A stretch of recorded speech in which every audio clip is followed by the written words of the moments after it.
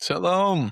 As we approach Pesach, I want to share a little bit about the matter of Matzah, as taught by the Rebbe Zatzal, Baruch, Shalom, Ashlag of blessed memory. He begins essay 196 called Inyan Matzah, the matter of Matzah, right? The bread crackers we eat. He starts off Matzah hu Inyan Matzah or Merivah, the whole notion of matzah is from the language of warring, of fighting, of inciting, of battle. Kemo batzotam al Hashem. This is based on a verse in Bamidbar, Chaf Vav Pasuk Tet, chapter 26, verse 9, that they incited against Hashem, against the Creator. Who was inciting there? It was the matter of Korach, the inciting against Hashem by going against the Creator's word of appointing Moses and Aaron as the leaders of the Jewish people.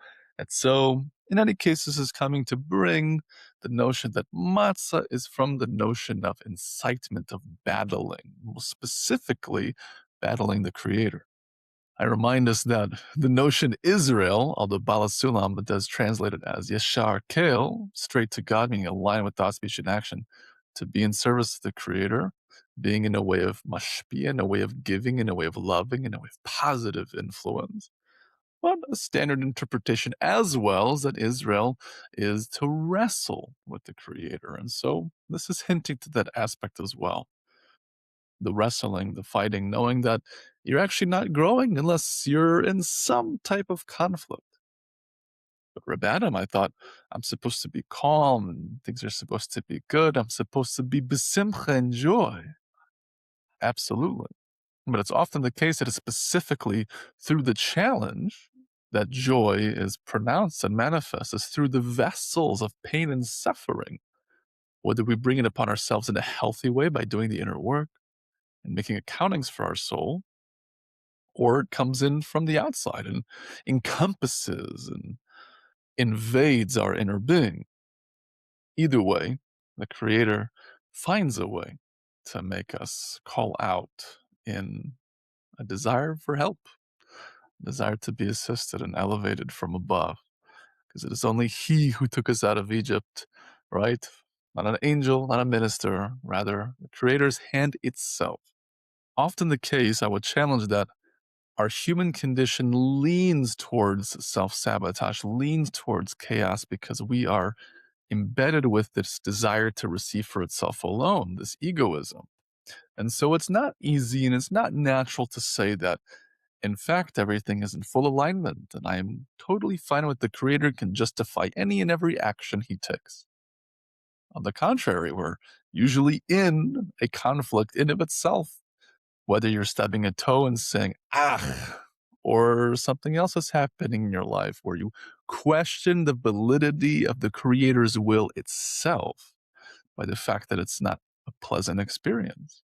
And that's human. That's totally fine in of itself. Obviously, we have to take that unstructured potential and bring it into potential.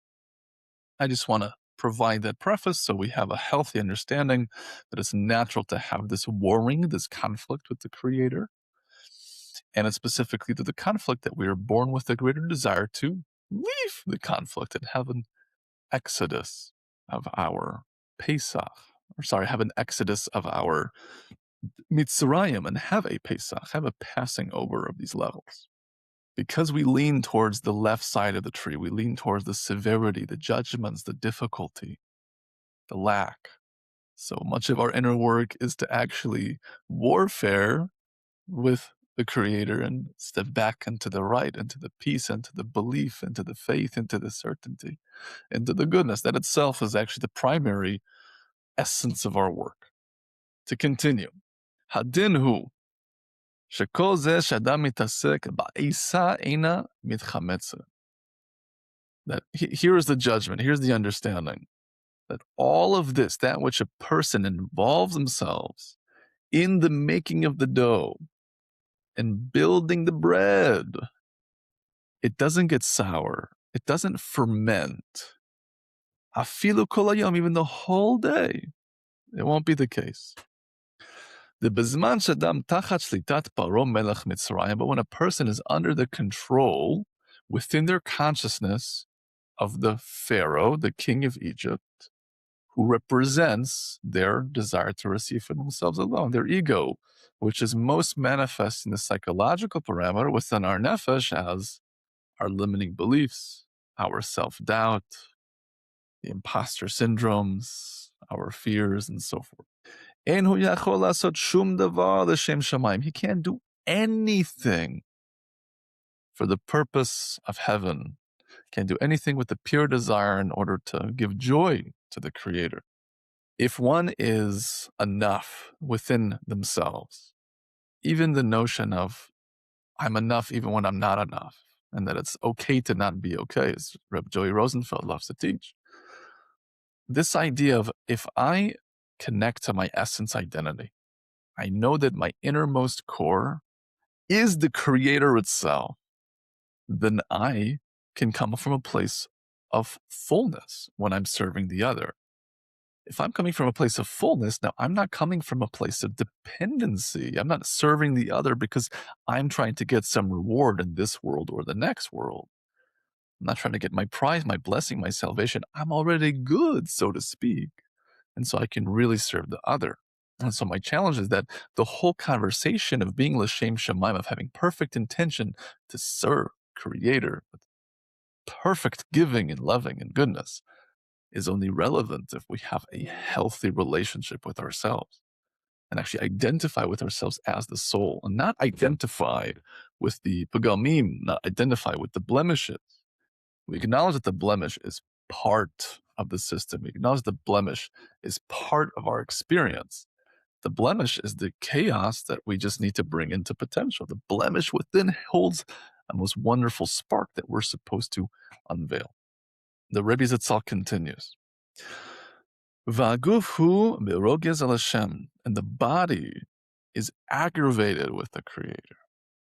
And now, anytime that body is mentioned throughout Ashlagian learning, the body is understood to be the desire to receive for itself alone, the spiritual body of our lackings, of our vessels, of our limitations, and our lived experience, as opposed to the intrinsic worthiness, goodness, and eternity that is the soul. And so the chaotic aspect is at war with the Creator. Madua Hashem lo noten lo kol tzarachav? Why, Creator? Why are you not giving me all of my needs, all of my blessings, all of which I ask for? Meaning that it'll be actually permissible for me to receive all that I want to receive. If I'm asking for A, B, and C, aren't you my loving Father? Don't you want to provide me with A, B, and C? What's going on? Why not? And maybe A, B, and C is coming from that place of dependency, place of a need for validation, a place of lack, as opposed to wholeness. And so this chaotic aspect of self, the beastly soul, is at war. And a person is not able to do any of these actions with pure intention because his heart, which the Baal Shalom translates as the seat of desire, his heart does not agree. It's not in alignment. My heart wants to receive from myself alone. Say there, and that his intention is not in alignment based on the principle of afachurachum afatarachum. Just as he is compassionate and merciful, so too you must be. We're out of alignment. We're not in order, seder, with the Creator. Says the Rebbe Shlita, Rebbe Avraham Mordechai Gottlieb, in his comment, his perush on this section. Ratzon Lamar, he wants to say, L'adam yesh bechira lasot et hamaseh, shemeshamayim tzivu oto lasot, that a person has the free will to do that which was commanded to him from above.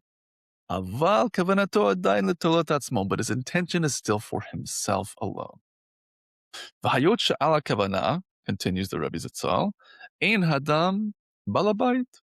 And it seems that when it comes to intention, the person's also not in charge. He's also not the owner of the home, but only the Pharaoh really is in charge of the house. He's paying the bills. He's the one in charge of our consciousness. And so too, in any case, if he's in this warfare with the body of his spirit, his need to receive for himself alone. He's in warfare with the ego. Ein ze adayin nikra chametz. This is still not considered chametz, the leavened bread, the puffiness that represents our egoism, as we learn on Pesach. Hayinu sitra achar, being the other side. All aspects of chaos, all antithesis to the divine goodness and giving and loving and positive influence, the hashpah that is the Creator's goodness. Mishum shemita sekimo, because of this warfare, it doesn't turn into chametz because he's still in the fight. He's involved in it. Aval bo be'et shemafsiket hitaskuto im ha'isa. But the moment that he stops working with the bread, he stops the warfare, he stops moving. Tekef nitchametz. Suddenly there's a fermentation. Suddenly it gets sour. Says the Rebbe Shlita, he stops having this warfare with the chaotic aspect of the self. He stops inciting and battling the ego.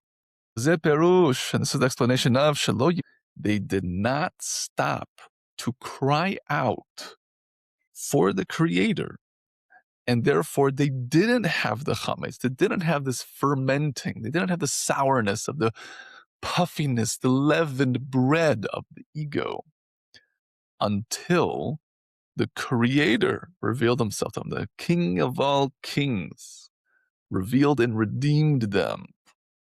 Hainu, meaning to say, mita'am, shitasku ima kol zman ad shegalam, meaning they involved themselves in the bread. They were kneading the dough the whole time they were in the war until they were freed. They didn't stop in between. Ve'az, and so too, lo hayu tzrichim kvar litasak. Now that they're free, now that the Creator has taken them out of this relative position of limitation, of constricted consciousness, this Mitzrayim, the Egypt, the Mitzrayim, the narrow place. So they continue, right? But as lo hayu tzrichim kvar litasak, they didn't have to involve themselves in the warfare anymore because the Creator has freed them from that limiting position. Ulechein nikra lechem oni, and therefore the matzah is called the poor bread, the bread of destitute.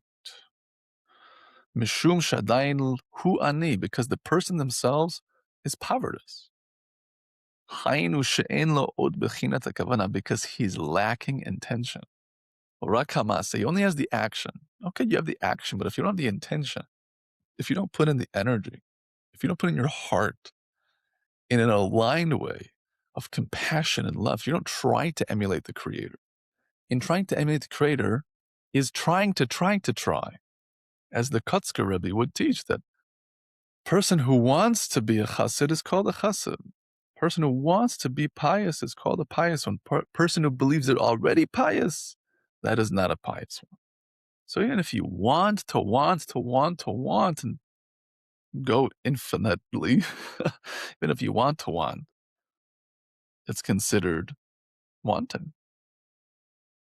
And so if a person doesn't have this want, this true desire, this intention, and only the action, so he's considered povertous, spiritually speaking. It's not embedded in his consciousness. It's not embodied. It's not an inner knowing of what it means to do the action with the soul, with the spirit, with the intention to be in order to give, to be mashpia. Vein ani ela bedat. As it's written, as it's said, one is not povertous other than in consciousness, than in awareness and inner knowing. Everything else comes and goes, but your consciousness, that is how we decipher whether one is powerless or not. Says the Rebbe Shlita, Perush mitzvah shelo that he's upholding and doing the mitzvah, he's doing the commandment, he's following the Creator's ordinances, although without his consciousness. He's not doing it in order to give joy, a nachat ruach, a spirit of pleasantness to the Creator. He's just doing it for himself. Alma not lekabel. He's doing the mitzvah because he wants reward here and reward there. There's something that would fall into a mixed interest. It's not pure yet. And that makes him powerless, spiritually speaking. V'zehu she'onin alav devarim. Hainu shaguf meranen achar maaseh shehu rotze la'asot lishma. The spiritual body is in warfare with the soul of the soul. The body of the soul is in warfare with the soul of the soul because of this conflicting opinion within oneself. Rebbe Shlita says, therefore it's called this poor bread. Mishum she'onin alav devarim. Because there is this inciting, there is this challenge. It brings him these issues.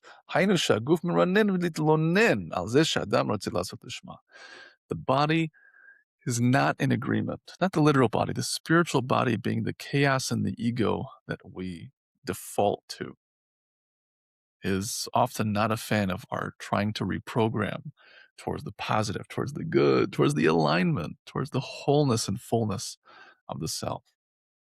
And this all describes what it means to, well, not just what it means, but what it is to be matzah, what matzah is to begin with. And so we want to eat matzah because we want to be like matzah. We want to not just lessen the ego, but we want to continuously be in the warfare with the ego and bring the creator into the picture, into the conversation to help free us from our limitation, from our lack, and therefore elevate us out of our constrictedness, the limiting beliefs, the fears, the doubts, and come to a greater expression of our essence, which is really his light, therefore revealing more of his glory and goodness in the world. May it be as well speedily and soon. All the best.